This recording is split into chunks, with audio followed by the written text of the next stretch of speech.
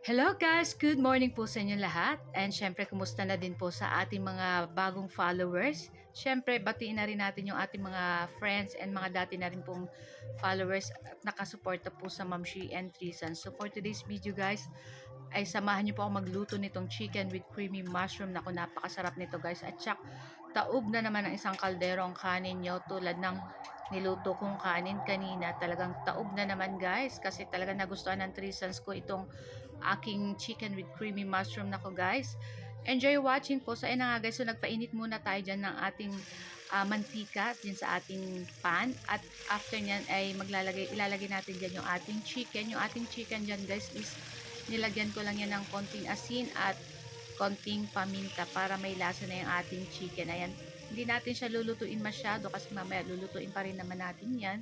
So ipiprito lang natin ng bahagya, papa brown lang natin yan. Ayan, side to side lang yan guys, parang mag brown lang siya ng konti, and then after nyan okay na rin yan. So after nito guys, okay na yan. So ahunin na natin yan guys. Ayan, kunin na natin yan isa-isa, and then isunod natin dyan yung second batch pa. Syempre, dyan din natin lulutuin sa ating kawali, pinaglutuan yan. Dyan tayo magigisa mamaya para mas masarap at malasa yung ating chicken creamy mushroom. So, ayan na nga yung ating second batch. Ipiprito na natin yan. Ipa-fried pala natin. Ayan. Na-frito na, char. So, ayan na nga guys. So, okay na yan. At nag-brown na yan guys. So, ahunin na natin yan guys. So, ready na rin yung ating sangkap dyan na panggisa. So, after nyan guys, maglalagay muna tayo dyan ng mga 2 kutsarang butter. Kung wala po kayong butter, pwede naman pong margarine. So, after nyan, ilagay na natin dyan yung ating bawang. Ayan, gumamit po ako ng 5 cloves na garlic at 2 medium size na sibuyas. Ayan. So, halu-haluin lang natin yan. And pagkatapos, ilagay na natin dyan yung ating chicken na pinirito kanina. So, ayan na nga guys. So, after nyan, ilagay na natin itong ating evaporated milk. So, maliit lang po yan na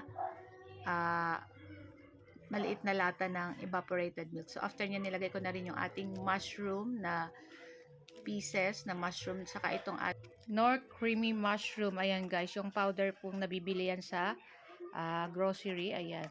So, kalahati lang nun yung nilagay natin kasi medyo madami na po yun pag inubos natin lahat yung isang sachet.